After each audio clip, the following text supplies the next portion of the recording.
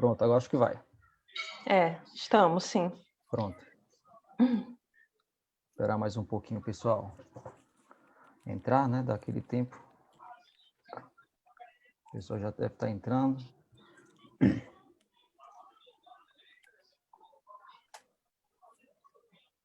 Testando aqui a câmera.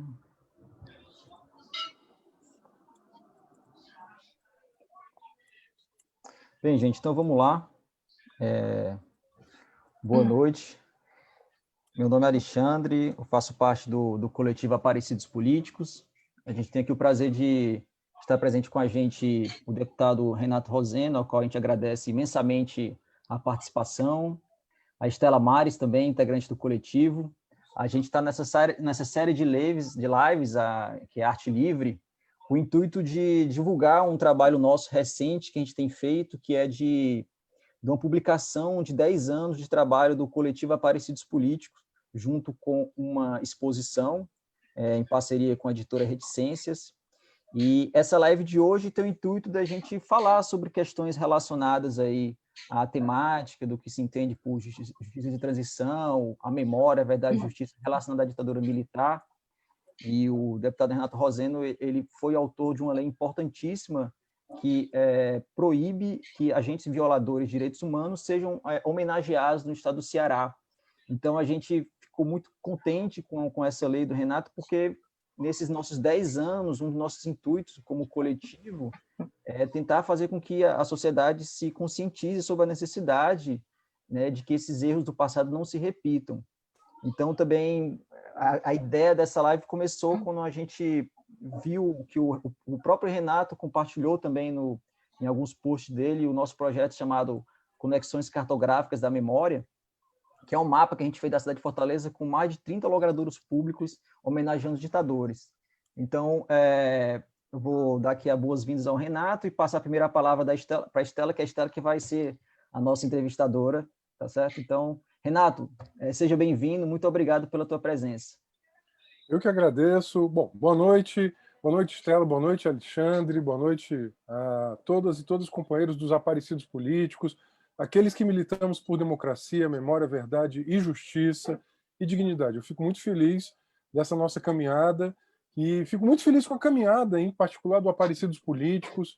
Eu acho ousado, corajoso, necessário.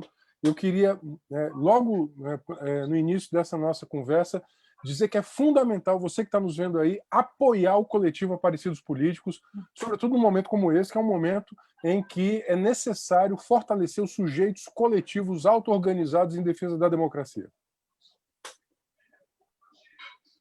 Estela. Bom, pessoal, boa noite. Agradecer mais uma vez o Renato, que é sempre muito solícito com as demandas, né, que o coletivo apresenta, com essa pauta da reconstrução da memória e da verdade histórica, e que é uma fala que merece ainda muita visibilidade aqui na política cearense, né?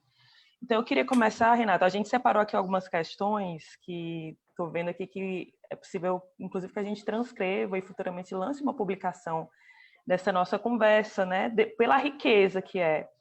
Então, você aprovou essa lei que hoje virou um marco aqui na Assembleia Legislativa, um marco, inclusive, na política aqui do Estado do Ceará, que se coaduna com o Programa Nacional de Direitos Humanos, com todas as questões levantadas pela Comissão Nacional da Verdade. Em 2012, quando a comissão esteve no ápice do desenvolvimento dos seus trabalhos, e a gente recebeu a caravana da Anistia aqui no Ceará, dentro da programação, né, da Comissão Nacional de Anistia, esse debate houve dentro da Assembleia Legislativa. Na época, a presidente da Comissão de Direitos Humanos era a ex-deputada Eliane Novaes. E aí foi uma pauta que, apesar dos esforços da Comissão de Direitos Humanos à época, não foi viabilizada por questões políticas, por questões ideológicas, por questões orçamentárias, enfim. Eu queria começar nessa nossa conversa de hoje com você, levando para você essa análise, pedindo para você fazer essa análise de conjuntura da Assembleia Legislativa do Ceará hoje e do contexto, da conjuntura daquela frente que fez ser possível a promulgação da lei de 2018. Se você puder falar um pouco desses dois momentos históricos. Tá. Bom, primeiro, eu queria dizer que tudo que nós estamos fazendo é processo, né? Então, assim, não tem um autor só, né? Assim, inclusive, essa nossa lei, eu divido muito, na verdade, digo isso muito publicamente, toda vez que eu falo dessa lei, eu digo, olha, ela foi muito inspirada no movimento de Memória, Verdade e Justiça. Cito muito os aparecidos políticos, porque eu acho que, né, foi um coletivo, assim como as associações de ex-presos políticos e anistiados, né, como a 6468 e outros movimentos, né, não só aqui no Ceará, mas em outras partes do país também, são fundamentais e, na verdade, é tributo à memória, é recuperação de um pedaço da história brasileira que o poder quer ver esquecido, né? Aí eu sempre lembro aquela frase monumental do Milan Kundera no livro do Riso do Esquecimento, que a luta contra o poder é a luta da memória contra o esquecimento. O poder nos quer desmemoriados, o poder nos quer fazer esquecer. Bom, por isso mesmo é tão importante, né, nessa ideia de processo, as leis de rebatismo, as leis de memória, as leis de vedação à homenagem a torturadores, elas estão presentes em várias, né, expressões da luta pela democracia.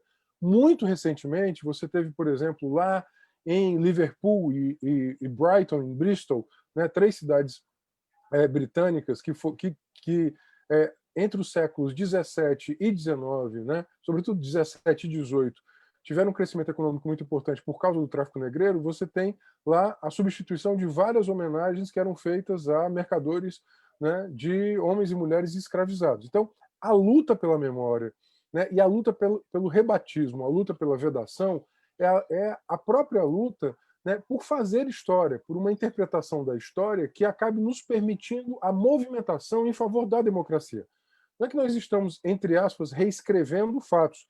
Nós estamos interpretando os fatos com os valores que nós achamos que são os valores fundamentais, né, para a democracia, para a dignidade humana, para a liberdade humana. Né? Compreender que aquilo que em algum momento foi normal, entre aspas, não pode ser considerado normal depois. Eu sempre que eu estou dando aula, em especial sobre direitos humanos, logo na primeira aula eu coloco para os alunos, né, a leitura do primeiro Código Penal, o Código Penal do Império, né, e vou falando do crime de sedição, do crime de sedição escrava, quando lutar pela própria liberdade era sancionado com pena de enforcamento, inclusive para brancos que, porventura, tivessem participação em sedições abolicionistas.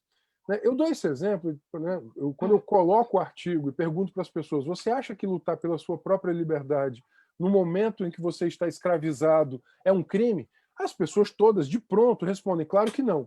Mas no direito brasileiro, do princípio do século XIX, no Primeiro Império, isso já foi um crime. Então, eu acho que toda a nossa luta é uma luta para, sobretudo, afirmar estes nossos valores.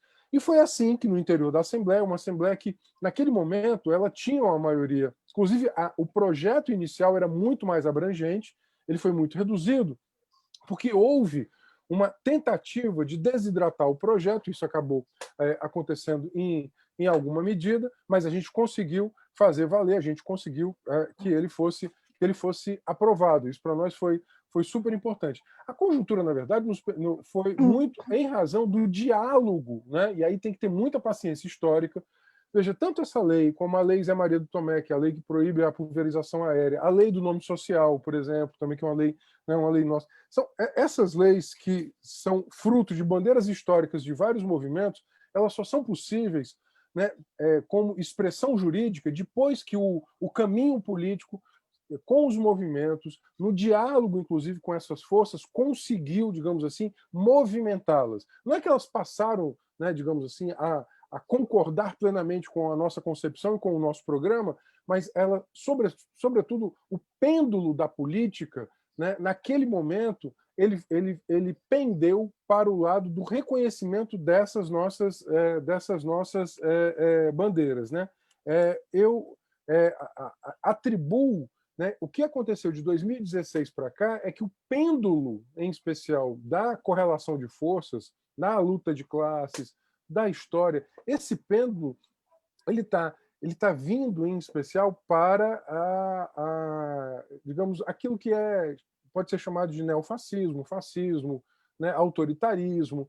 E esse autoritarismo ele está baseado, dentre outras coisas, aí eu, né, queria juntar um outro elemento à sua pergunta, né, ele tá baseado, dentre outras coisas, né, nessa, digamos, reinterpretação da história em favor do autoritarismo, né, a defesa da ditadura militar, né, a criação de mistificações de fantasias, como se na ditadura o Brasil fosse um paraíso. Isso não é verdade, né? E todas as minhas falas são no sentido de dizer o seguinte: olha, nós não podemos homenagear aquilo que, inclusive, foi fruto de violência, fruto de ruptura democrática, fruto de uma mistificação histórica. Pô, dizer que a ditadura militar não tinha corrupção, isso é uma grande mistificação histórica, né? Na verdade, você não tinha liberdade para saber das coisas. Essa é uma diferença muito grande, né? Essa é uma diferença muito grande. Então, a conjuntura naquele momento foi baseada em conjugação de muitos elementos, digamos, de movimento social, de força social, ou seja, você tem uma trajetória anterior a nós que ela tem que ser sempre, né, reafirmada, né, ela tem que ser homenageada, ela tem que ser valorizada, né, nós temos que dar relevância àqueles que estiveram sempre nessa luta da memória, verdade e justiça, e a paciência de fazer a articulação necessária, né? Essa junção, né, de articulação, paciência, força, ela é fundamental para grandes feitos históricos.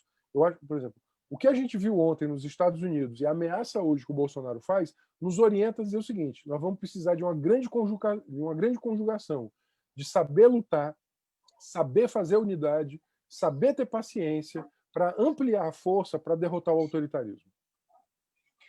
Renato, ao longo desses 10 anos, uma das principais métodos de ação do coletivo tem sido os rebatismos, que é justamente essa iniciativa de se ressignificar, de recontar a história e de alterar o nome, enfim.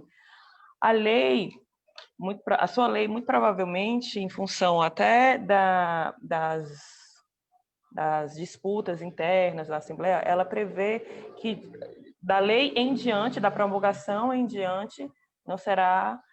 Foi essa desidratação, né? Sim, que você vem relatando. O projeto que eu apresentei era um projeto de rebatismo. Só que aí, na Comissão de Constituição e Justiça, um deputado de fração à direita, ele, na verdade, ele era contrário, mas o que ele conseguiu foi desidratar a lei. Então, essa disputa, veja, é isso que é a correlação de forças, né? A correlação de forças é isso. Então, você tenta... Teve um determinado momento que eu ia perder o projeto. Né? Na verdade, essa tentativa da gente conseguir, a articulação é que faz com que a gente, né, pode superar. Né? E aí, ainda nessa pauta do Legislativo, é curioso porque a Câmara Municipal, né, de Fortaleza também passou por momentos similares. Né? Em 2012, salvo engano, quando houve um projeto de lei para alterar o nome da então Praça 31 de Março, que que foi necessário também todo um jogo de cintura, um diálogo, uma articulação, até que, por fim, ela foi indicada foi nomeada como Praça da Paz Dom Helder Câmara. Né? Ela também teve toda essa dificuldade do ponto de vista institucional, né? do procedimento formal. Na época, um vereador também entrou com um projeto de lei para alterar o nome da Avenida Costa e Silva para Bergson Gurjão, e aí não sei nem em que pé ficou, nossa, passou muito tempo, inclusive no protocolo, enfim, acho que deve ter sido arquivado por algum motivo. Isso para dizer que essa estratégia oficial, ela nem sempre responde por si, apesar da gente ter um relatório da Comissão Nacional da Verdade que indica em uma das suas resoluções a necessidade de rebatismos, a necessidade de se reconstruir, essa memória, essa verdade histórica, inclusive dos fatos passados, né? Não do hoje em diante, como é o que tem conseguido se dialogar. Aí eu te consulto se a gente pode interpretar essa lei, de repente, como uma ferramenta pedagógica que possa ensejar esses debates, inclusive desses momentos anteriores do rebatismo em si? O sentido da norma é sobretudo esse, né? Veja, o debate do processo, o processo às vezes né, de uma norma, ele é mais importante às vezes do que a norma em si. Eu sempre digo que o processo político, veja, qual é a nossa função? Dentre outras coisas, a nossa função é a função do educador político coletivo, né? De despertar o sensível, de despertar aquilo que ainda não está, né, digamos, nos canais, nas narrativas oficiais, criar uma cultura de compreender o Brasil desde a sua formação social. Qual é a primeira coisa que o sistema nos tira? A primeira coisa que o sistema nos tira é a nossa capacidade de reflexão sobre nós mesmos, como seres humanos, né, e a nossa vida, a nossa subjetividade, os nossos laços sociais e a nossa capacidade de reflexão sobre a história, porque que o mundo é assim. O sistema nos tira isso. Eu acho que as nossas lutas antissistêmicas são lutas que, dentre outras coisas, elas nos devem ampliar a capacidade de reflexão dos sujeitos.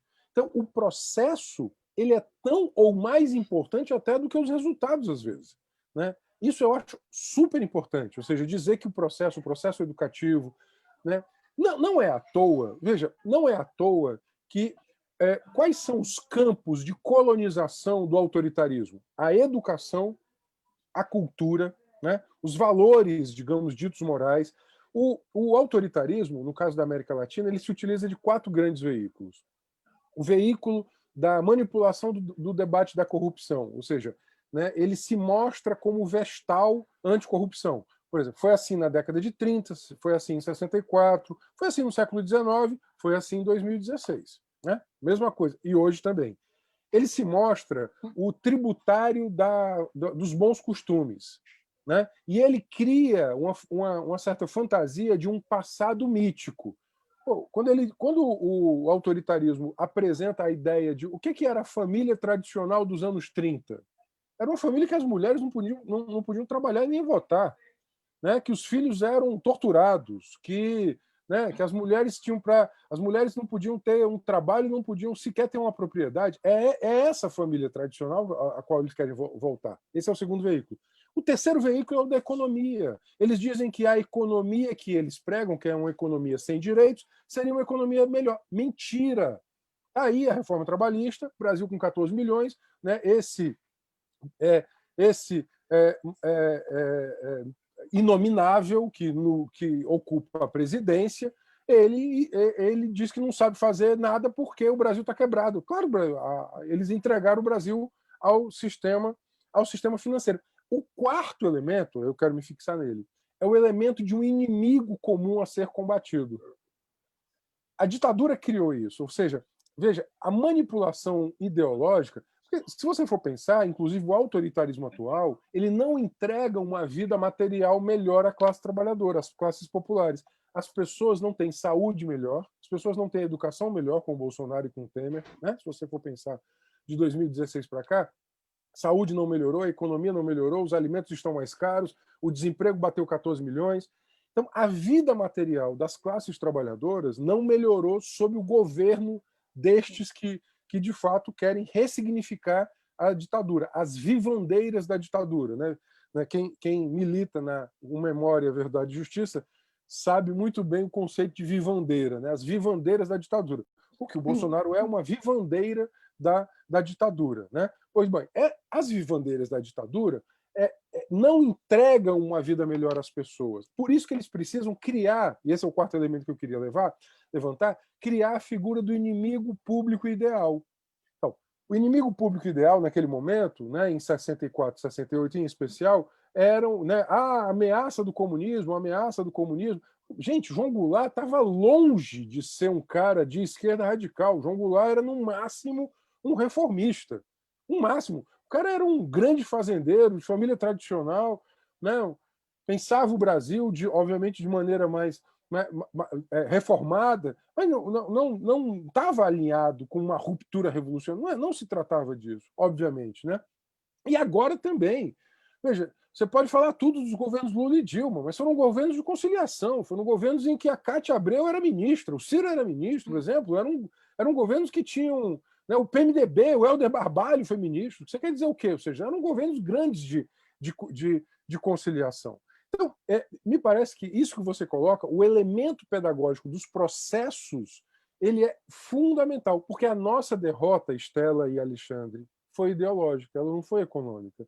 O neoliberalismo e o autoritarismo, né? Gosto muito de uma expressão, o totalitarismo neoliberal, que é uma forma de totalitarismo, ou seja, né, o mercado convoca a violência porque ele não consegue mais implementar o seu programa. Por que as pessoas perguntam assim, por que as ditaduras acontecem?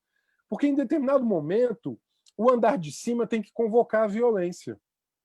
Foi o que foi feito em 64, contra as reformas de base, foi o que foi feito em 2016. O andar de cima convoca a violência. Que a violência não é propriamente inédita na vida do andar de baixo. Bom, a senzala e a periferia e a favela sabem que a violência é a rotina. Só que a violência institucionalizada ela é convocada, né, para implementar um determinado programa. Nós temos que falar sobre isso. Eles convocaram os profissionais da violência para implementar um programa agora, e é por isso que é tão importante, né, dizer que vencer a nossa derrota ideológica. Dizer o seguinte, eles nos venceram porque eles criaram uma criminalização, uma desmoralização de toda ideia, digamos, progressista, uma desmoralização, né, de qualquer ideia antissistêmica, uma desmoralização de qualquer ideia distributiva da renda, do poder e do saber. Né? A renda, o poder e o saber, né? Ou seja, quais são os nossos grandes ideais do ponto de vista da humanidade, né? Do igualitarismo, da justiça? O acesso equitativo e igualitário à riqueza, ao saber e ao poder, e o respeito à natureza. Né? São 4 elementos fundamentais, digamos assim, do que nos faz pessoas de esquerda. Né? É pensar que a riqueza material e simbólica, o poder de decidir sobre as nossas vidas em comum, os saberes, né, comuns e a natureza, isso tudo tem que ser partilhado de maneira equitativa. Esse é o nosso grande horizonte. Eles são contrários a isso. Portanto, a disputa central hoje é uma disputa ideológica. Então, eu concordo com o cerne da sua pergunta. É fundamental educar. Só fazer uma perguntazinha, pode ser?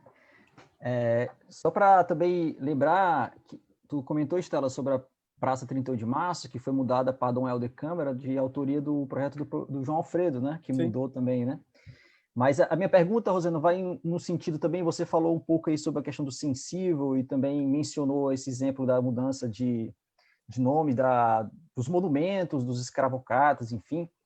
A minha pergunta vai no sentido um pouco dessa questão da arte, né? Como você é um deputado, é uma pessoa que atua muito nesse âmbito jurídico, político, e aí eu faço muito a gente faz muito esse debate no grupo e também na rua dessa mistura entre arte e política, né? Porque hoje em dia, por exemplo, a gente vê uma verdadeira ojeriza à política, né? As pessoas falam que eu odeio político e tudo mais. E a gente sempre na arte muito próximo da política, e a gente menciona exemplos aí na história da arte, como Mário Pedrosa, um crítico de arte que era comunista, era de esquerda, assim como vários outros, Picasso. Era da esquerda o Mário Pedrosa, nosso vovô.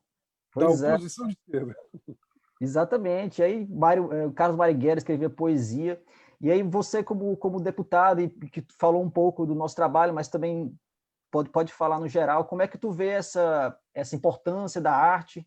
Aí eu também faço até esse parênteses para mencionar que, desde 2016, no Brasil, a gente nunca teve tanta censura às artes e à cultura, né? Nunca teve Sim. tanto fechamento de museu, de exposições e tudo.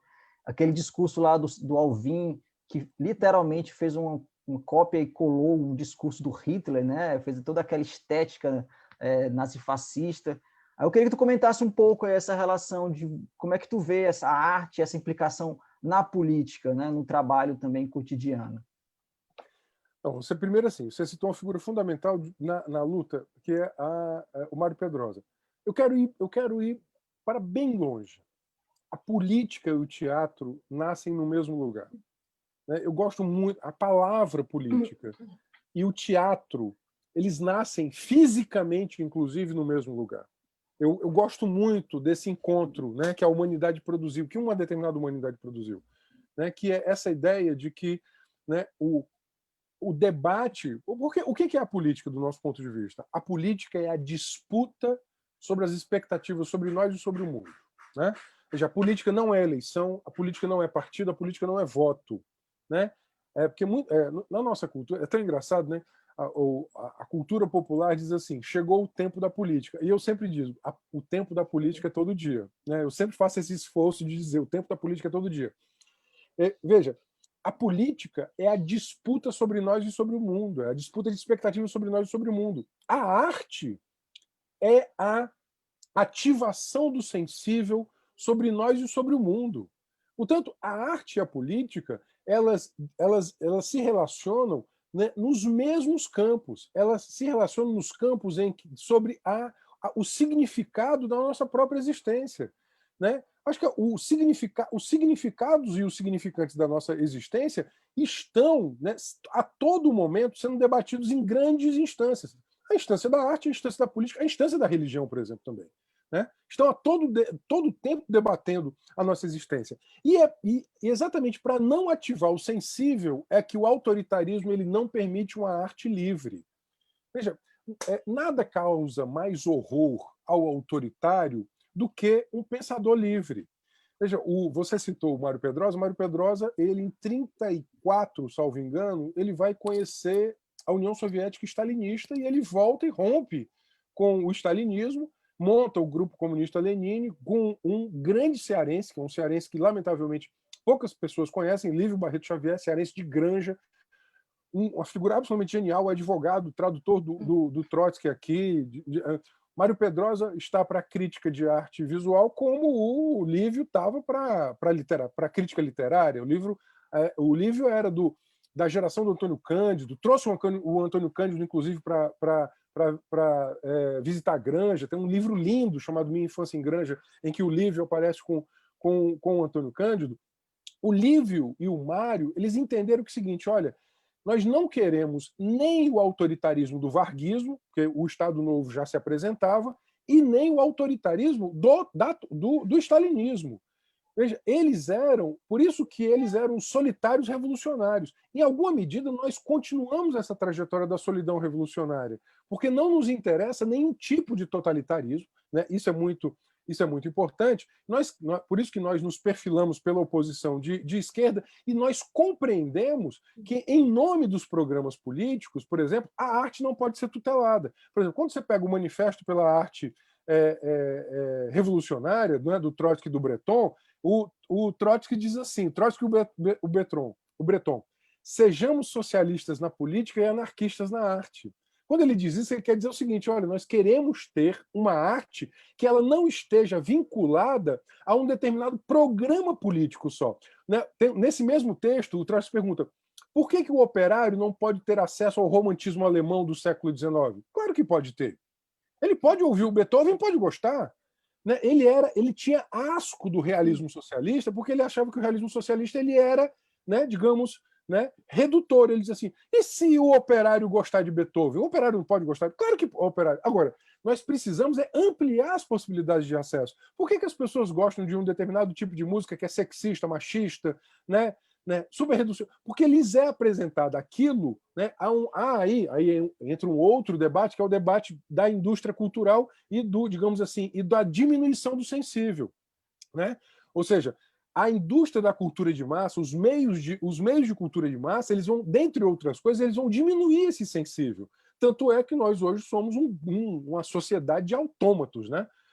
Veja, é isso. Nós estamos em pleno século XXI, na era da robótica, né, da quarta revolução industrial, da revolução informacional, da sociedade completamente tatificada, e nós vivemos hoje, né, sob a égide do trabalho desregulado. As pessoas trabalham 14, 15 horas por dia, tem aqueles que estão lutando por trabalhar 14, 15 horas por dia e não podem trabalhar. Ou seja, o sistema hoje ele nos embrutece mais do que nunca.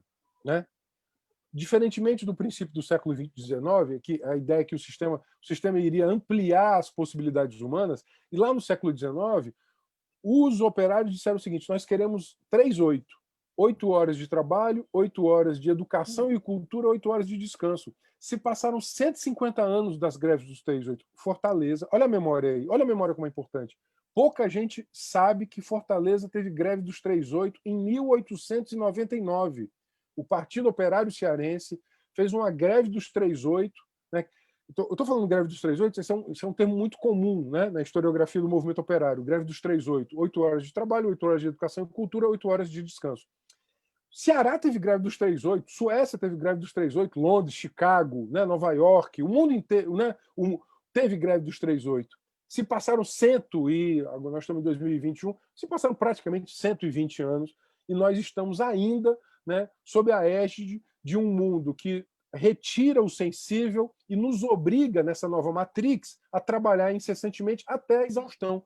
Você pega os estudos do Novaes, as pessoas estão morrendo de exaustão.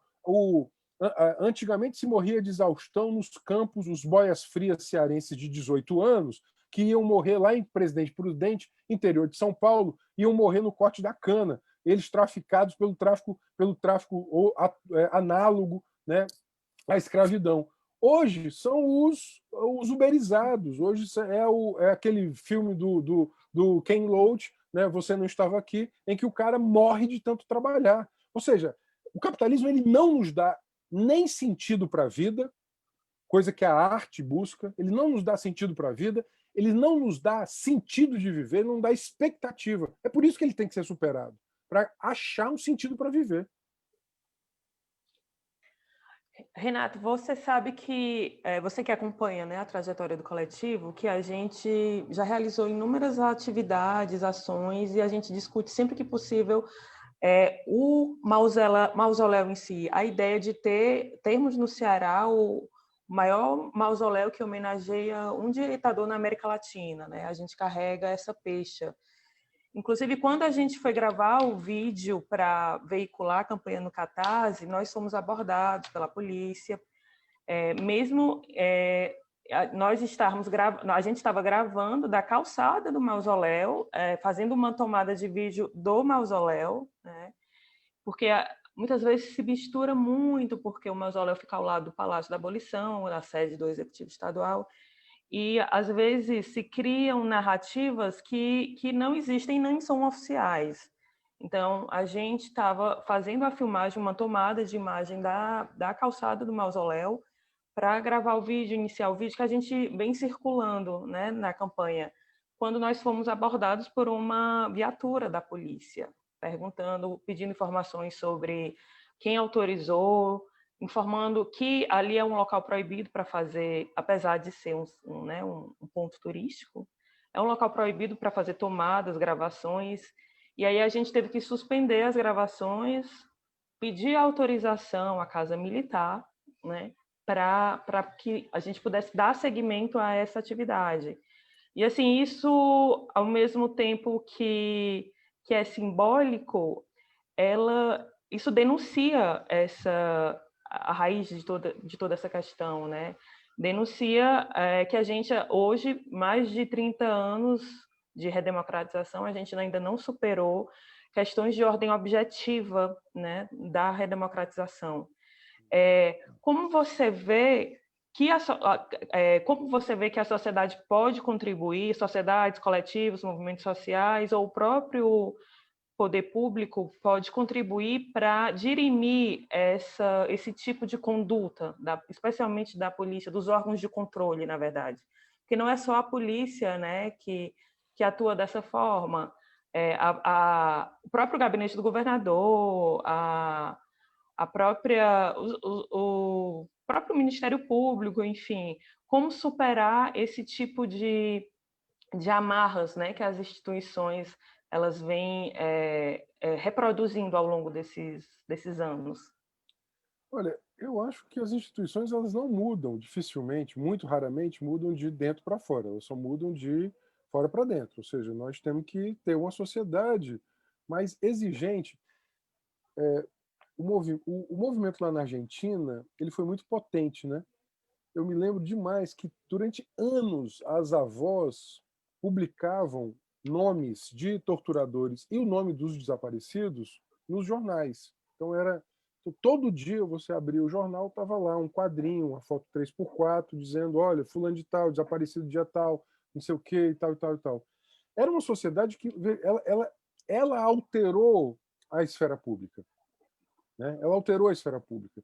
Eu não tenho grandes expectativas de que a gente vai mudar, por exemplo, né, a partir dos centros institucionais do Estado. Né? Veja, hoje o Estado ele é governado pelo governador Camilo Santana. O Camilo é filho de um ex-preso político, torturado pela ditadura. Né? O ex-deputado Eudoro Santana, pessoa que eu respeito muito, ele é sobrevivente da ditadura. Ele foi torturado. Eu era assessor do então deputado João Alfredo. Um dos momentos que isso era 95, 96. Um dos momentos que mais me emocionou foi ver, inclusive, o ex-deputado Eudoro Santana na tribuna da Assembleia relatando o que sofreu. Relatando o que sofreu. Né? Como tortura, como desaparecimento. Ele foi preso, torturado. Né? Inclusive, né, quase desaparecido. Né? No sentido de que a ditadura iria desaparecer com ele, se não fosse, inclusive, a movimentação dos seus próprios, né, familiares. Então, veja, estamos mesmo sob essa situação, né, tendo essas dificuldades que você acaba de relatar. O medo. Né, eu gosto muito de um texto clássico de um britânico, Medo, História de uma Ideia Política. Os operários do medo, né, vou utilizar essa expressão de maneira mais abrangente, aqueles que estão a todo momento repetindo a lógica do medo. Não pode gravar, veja, uma coisa tão não pode gravar o mausoléu da esquina da Barão de Studas, porque por que não pode? Por que não pode? Veja, ou seja, é absolutamente irracional. A lógica do medo, ela opera na cabeça do operador do Estado, e aí eu me lembro demais a frase clássica do Pedro Aleixo. Né? O problema do autoritarismo não é só o general de 5 estrelas, né? É o guarda da esquina, quando o Pedro Aleixo lá vai, que não era um homem... O Pedro Aleixo era um cara da ditadura. Né? O Pedro Aleixo era um homem da direita, mas ele entendeu que não podia assinar aquilo ali, que era o AI-5. Né? Porque, veja, foi o cara da esquina que veio constranger vocês na esquina. Né? Foi o cara da esquina, foi aquilo confirmando, né, 52 anos depois, aqui a frase do Pedro Aleixo, de dezembro de 68.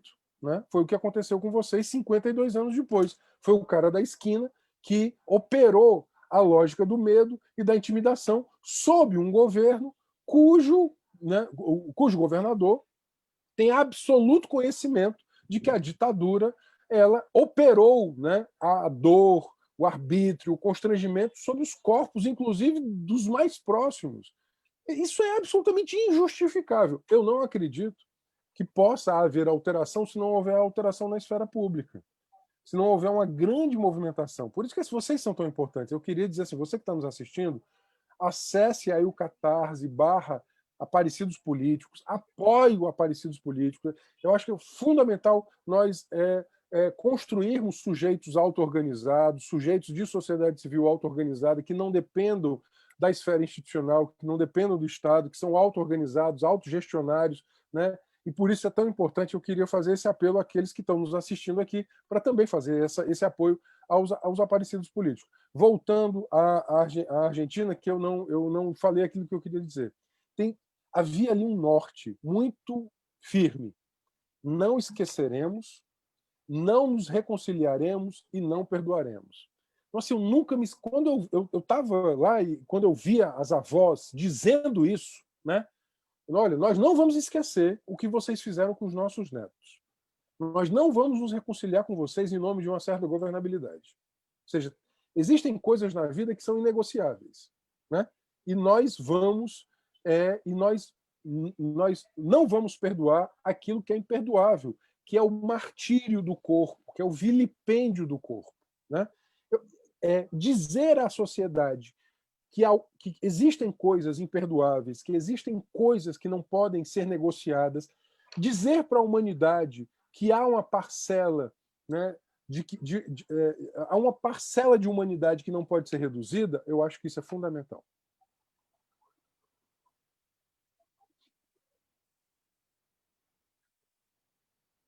Alô? Voltei. Tá me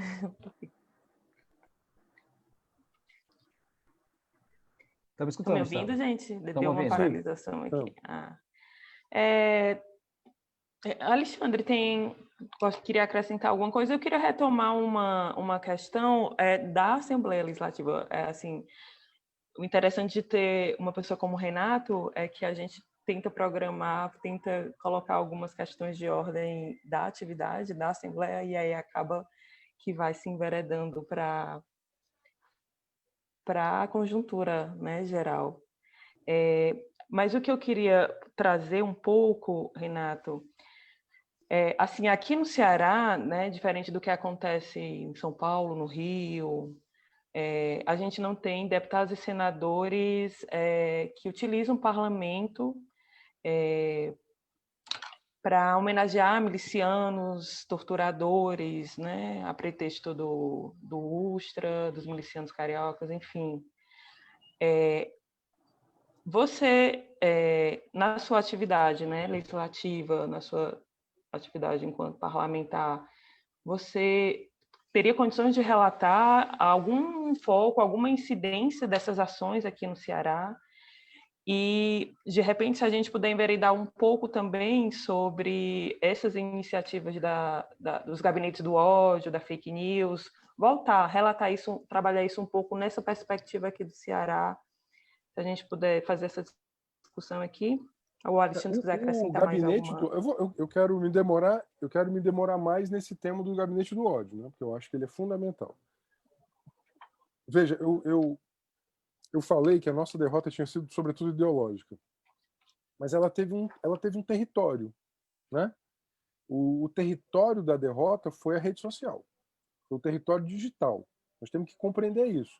Nós não perdemos no debate público, nós não perdemos, né, no movimento social, nós perdemos no WhatsApp do condomínio, né, que o cara começou a veicular, né, fake news, manipulação, né, não, eu digo isso porque eu vejo, inclusive, é isso, assim, o WhatsApp da família, o WhatsApp do condomínio, o WhatsApp do trabalho, da escola, né, da associação de moradores, ou seja, as plataformas, né, e essa sociedade que hoje, né, depende muito das plataformas, acabou sendo um território. Eu acho que aquele filme que todo mundo aí tem falado muito, o Dilema das Redes, ele é muito elucidativo de fato, né? O gabinete do ódio, isso aí, você vai lá, bota gabinete do ódio e você bota cearenses. Você vai ver a grande quantidade de cearenses que saíram daqui. Veja, eu tenho 3 processos contra o Facebook. Mais recentemente, abri mais um agora, né? Exato, por ameaça, basicamente ameaça, né? Ameaça de morte, ameaça contra a minha vida, né? Ameaças que a gente recebe como militante de direitos humanos. Porque a plataforma, ela não pode chegar para mim, já que ela veiculou a ameaça, né? Ela não pode dizer assim: "Ah, eu não posso saber quem lhe ameaçou". Não pode isso. Né? Foi isso que eu levei ao judiciário. Eu disse assim, pô, se eu estou recebendo uma ameaça de morte, eu preciso saber razoavelmente. Você não pode, né, não saber qual é o IP. Você não pode não me liberar o IP daquele que comprovadamente me mandou aqui uma ameaça de morte. Olha o que a Lola está passando agora. Né? Mais uma vez, as várias ameaças que a Lola, né, Aronovitch recebe, né, pela sua atuação feminista, né, que é super importante, os incels, os mascus que fazem essas ameaças a ela. Então, assim, quando você toca no gabinete do ódio, eu fiz uma representação ao Ministério Público Federal e Estadual sobre a presença de servidores públicos ou aqueles em função remunerada pelo poder público, assessores parlamentares, cargos comissionados, que estivessem, né, em atividade de intolerância, de ameaça, de manipulação, distribuição de fake news. Né? Estou esperando que o Ministério Público, né, responda e responsabilize a atuação. Porque, veja, é absurdo a sociedade pagar alguém por via do mandato parlamentar para ficar distribuindo fake news, fazendo manipulação, né, de informação, gerando ódio e intolerância. Então, eu já fiz essa representação ao Ministério Público Estadual e ao Ministério Público Federal e estou, né, aguardando e cobrando que eles façam as devidas respostas a essa atuação dos gabinetes do ódio. Veja, a milicianização da política é o fenômeno mais desafiador da história brasileira recente. Quando a Estela diz, a gente não tem aqui no Ceará aquilo que tem no Rio. Calma. Muita calma nessa hora. Veja, a presença... Olha a eleição no interior do Ceará e olha a eleição em Fortaleza. Olha a eleição em Fortaleza, olha a eleição no interior do Ceará. Né? Você já vê a presença de situações que são reiteradamente... Quando uma situação é episódica, aquilo não me chama atenção. Mas quando aquela situação vai se repetindo em vários municípios de constrangimento armado, né, impedimento de circulação em determinados territórios, porque é dominado por um determinado grupo armado, né, da vinculação com uma determinada candidatura ou outra, isso nos aponta um dos fenômenos mais... Aí eu recomendaria, sem dúvida alguma, o livro do Bruno Paes Manso, A República das Milícias. Esse não é um fenômeno carioca, esse é um fenômeno nacional. E a escala do Rio talvez seja outra, mas este é um fenômeno nacional. Eu não diria, claro, eu não diria que o Nordeste brasileiro é ao contrário. Eu acho que o Nordeste brasileiro hoje é o grande território desse processo, que vai se abrir esse processo de milicianização. E é óbvio que a Estela lembra, né, a encruzilhada infernal, crime, polícia e política. Né? Ou seja, a corrupção do Estado, a corrupção, né, do aparato policial, a corrupção do aparato político e a organização de grupos armados muito poderosos do ponto de vista financeiro. Veja, Estela, qual foi o estado em que o Expresso 150, a operação do STJ e da Polícia Federal, ele mais afastou, né, desembargadores? O Ceará. Não foi o Rio Grande do Norte, foi a Paraíba, foi aqui no Ceará. Foi no Ceará que isso aconteceu. Então, essa encruzilhada, ela está se consolidando. Um dia desse me perguntaram, está havendo uma mexicanização? Né? Bom, eu não sei dizer, eu nem gosto desses neologismos, né? Porque assim, bom, o México é o México, o Brasil é o Brasil. Assim, o que está havendo, sem dúvida alguma, é que essa intersecção crime, polícia, política, ou seja, né, capacidade de recrutamento do crime, corrupção dos aparatos estatais e dos aparatos de representação, né, dá sinais de que se aproxima de nós, né? Em especial a partir do interior do Estado. Em especial a partir do interior do Estado. Né? Então, eu acho que isso é muito importante. Por exemplo, semana passada, eu votei contra os projetos. Aí são projetos assim, os projetos, às vezes, né, são sugestões, isenção fiscal, são só sugestões, não são projetos de lei. Isenção fiscal isenção fiscal para aquisição de arma por CAC, por exemplo, né? Atirador, caçador e tal. Ou seja, há uma ideia, né? Há uma ideia, aí é outro campo, né? Há uma ideia de que a sociedade vai se armar mais, né? Esta sociedade mais armada vai ser uma sociedade em que vão papocar, digamos assim, vários grupos, inclusive. O que vai, digamos, uma sociedade muito mais armada, o que vai impedir que um determinado grupo, lá no interior, se auto-organize e que crie uma milícia privada? Nem? Bom, gente, isso é um grande desafio à democracia. Esse é um grande desafio à democracia. Você ter partidos armados. É um grande desafio à democracia. Você ter partidos, organizações políticas, né, que vão estar num determinado território armadas. Esse é um desafio que está colocado não só para o Rio de Janeiro, mas também, não é só a Baixada Fluminense, mas esse é um fenômeno nacional. Repito, tem que ler A República das Milícias, do Bruno Paes Manso. Renato, faltam aí mais ou menos 10 minutos para a gente terminar a live. Eu queria já pensar um pouco que você colocou esse universo aí da gente, do que está aparecendo, né, esse contexto todo também de que a gente não vivia há tempos no Brasil e está agora muito crescente, essa criminalização da política também. Você já sinalizou com algumas possibilidades, né, mencionou a ideia dos trabalhos em coletivos, e daí eu queria saber como que você enxerga possibilidades aí de um reascenso dos movimentos sociais, das lutas populares, que realmente também concordo contigo, a gente perdeu essa batalha das redes sociais também, de certa forma também é preciso reconhecer, né?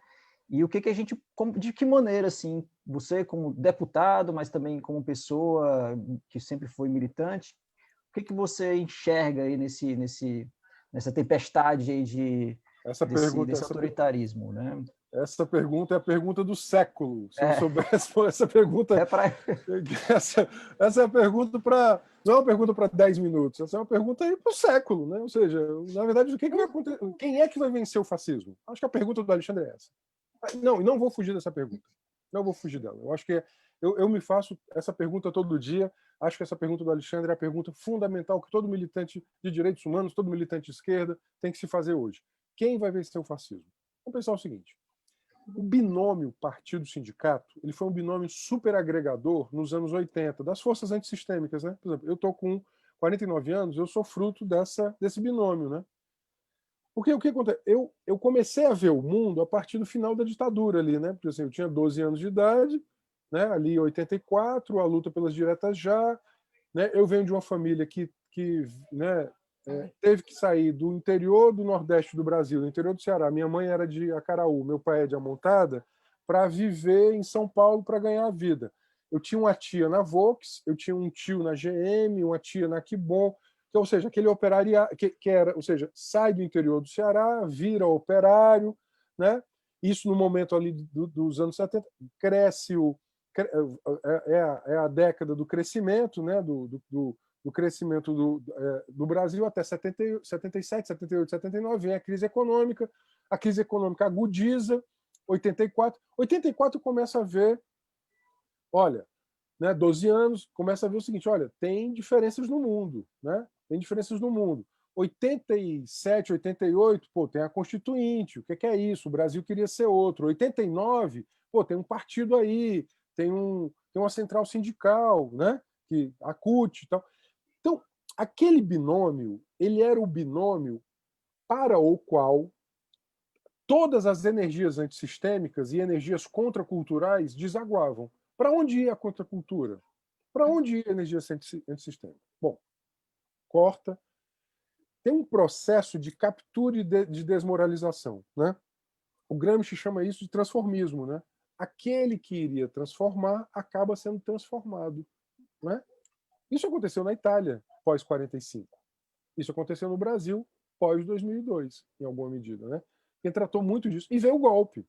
Veja, o golpe, em 2016, é a convocação do sistema do que havia de mais violento para implementar o seu programa. Ou seja, o sistema olha assim e diz assim, nós não queremos mais governos de conciliação. Porque os governos de conciliação não dão conta do programa e da crise do sistema. O sistema tomou uma certa decisão. Né? Ele disse que uma determinada parte da humanidade é descartável. Né? Na África, no Sudeste Asiático, a crise humanitária dos imigrantes europeus é resultado do que o sistema disse. Olha, tem uma parte, é isso, né? O fato de que os 500 bilionários mais ricos do mundo têm mais grana juntos do que o Japão, né, que é a terceira economia mundial, é muito reveladora do que eu estou dizendo. Bom, a forma política que nos agregou, ela não nos agrega tanto mais. Ela passou por um processo de obsolescência. Nós nos tornamos obsoletos. Ou a gente entende isso, ou a gente vai continuar obsoleto. Né? Então, é necessário superar a obsolescência. Que obsolescência é essa? Ela é ética, estética e programática. Ela é ética porque nós temos que pensar o seguinte, né, nós somos fruto da grande força imagética da tomada do Palácio de Inverno. Eu acho que nós precisamos de uma outra força imagética. Pensar o seguinte, como é que a gente funda um mundo mais horizontal, mais autogestionário, mais auto-organizado, com mais democracia, com mais, né, com economia solidária, ecologia, direitos humanos, diversidade, com decolonialidade, pensar o mundo não a partir da Europa, nem dos Estados Unidos, mas pensar o mundo a partir, né, da sociedade. Nós somos uma sociedade afro-ameríndia. Essa sociedade afro-ameríndia ela tem modos políticos que são afro-ameríndios. Então nós temos que valorizar isso, essa cultura. Nós temos que nos descolonizar. É pensar que, por exemplo, olha, a presença da cultura afro-ameríndia, a presença da cultura africana, da cultura negra, da resistência, tudo isso nos fez brasileiros. Né? Não nos fez franceses, não nos fez londrinos, né? Nos fez brasileiros. Nós somos isso aqui. Então nós temos que pensar um modo de fazer política, uma ética, uma estética e um programa. E aí eu quero lançar 2 desafios. O desafio é a renovação desse binômio, ou seja, a auto-organização dos trabalhadores. Como é que organiza os Uber? Como é que organiza o... Veja, pensa Fortaleza, onde nós 3 estamos nesse momento. Fortaleza é uma cidade que tem um PIB que 70% desse PIB, 60% a 70% desse PIB é do setor terciário, sendo 40% do setor de serviços e mais ou menos 25% do setor de comércio. Como é que organiza? 70% da economia não está no operariado industrial, né? Está no setor terciário. Tem que pensar o seguinte: como é que a trabalhadora que está vendendo, né,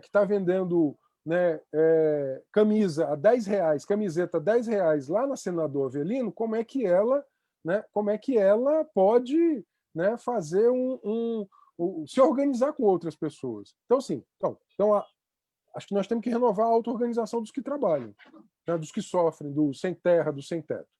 Nós temos que pensar que a forma política que nós temos, ela tem que ser uma forma política mais agregadora, ela tem que ser mais, né, ela não precisa estar direcionada exclusivamente à disputa dos aparatos de Estado. Nós temos que pensar uma forma, né, em que o partido político, como organizador político coletivo, ele seja educador político, ele seja um grande convite à auto-organização. E nós temos que pensar uma outra forma política, né, que não é partido, não é sindicato, né, que me parece que é, sobretudo, né, como é que se organiza esse precariado a partir de demandas muito objetivas. Vamos pensar o seguinte: renda básica, vacina e democracia. São as pautas que poderiam organizar milhões de pessoas no Brasil em 2021. Ou seja, a bandeira existe, a necessidade existe, o sujeito social existe, não existe o sujeito político. Ou seja, o sujeito político que é aquele que, digamos assim, que é a consciência do sujeito social em maturação. Porque o sujeito, né, quem já viu greve, quem já presenciou, quem já viveu greve, eu vou relatar isso, né, que eu acho que isso é muito exemplificador. Uma vez um operário, depois do piquete, ele me disse que o corpo dele inteiro doía. Muito tempo depois, eu ouvi de um camponês que no processo de ocupação o corpo inteiro dele doía. Sabe o que é isso? É a dor do parto. Nasceu uma outra figura, né? Ele se descobriu e essa descoberta é tão grande que dói, né? Dói. Ou seja, ele conseguiu, isso é absolutamente emocionante. Ele conseguiu superar a si mesmo, ele conseguiu superar a lógica do patronato, ele conseguiu dizer, pô, eu sou outra pessoa, né? Teve um dia desse uma camponesa de um distrito de Senador Pompeu, de uma organização de mulheres que se auto-organizaram para vencer o machismo. Veja, isso é lindo. Lá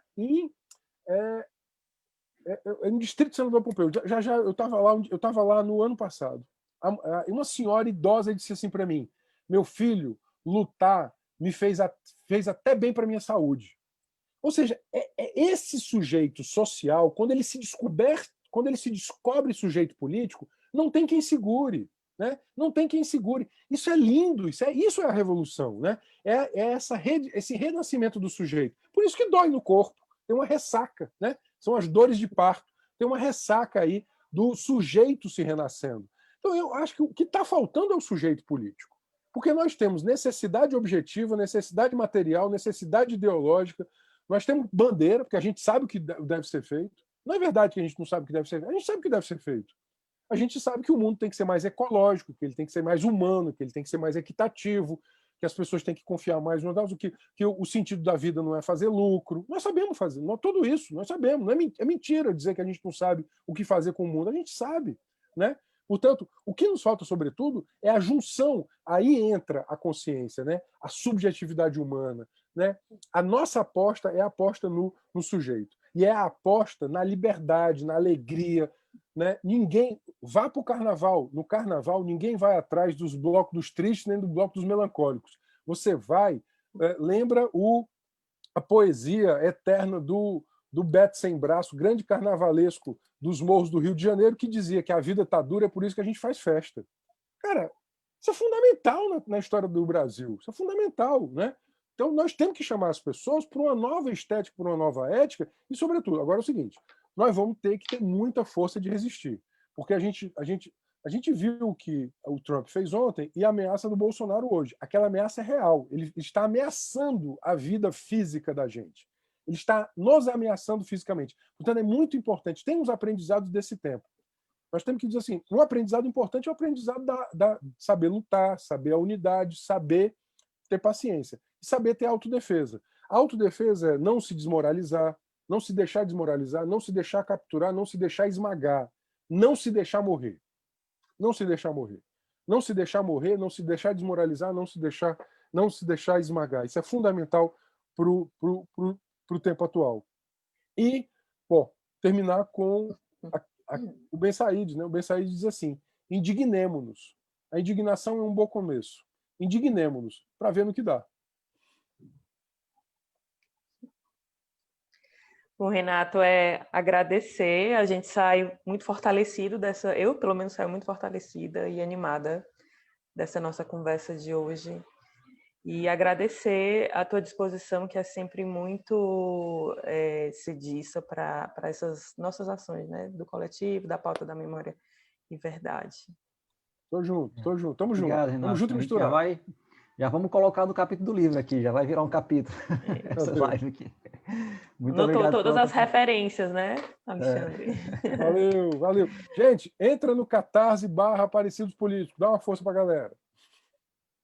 Valeu, pessoal. Obrigado. A luta contra o poder, a luta da memória contra o esquecimento. Valeu. Tchau. Um abraço. Tchau, pessoal.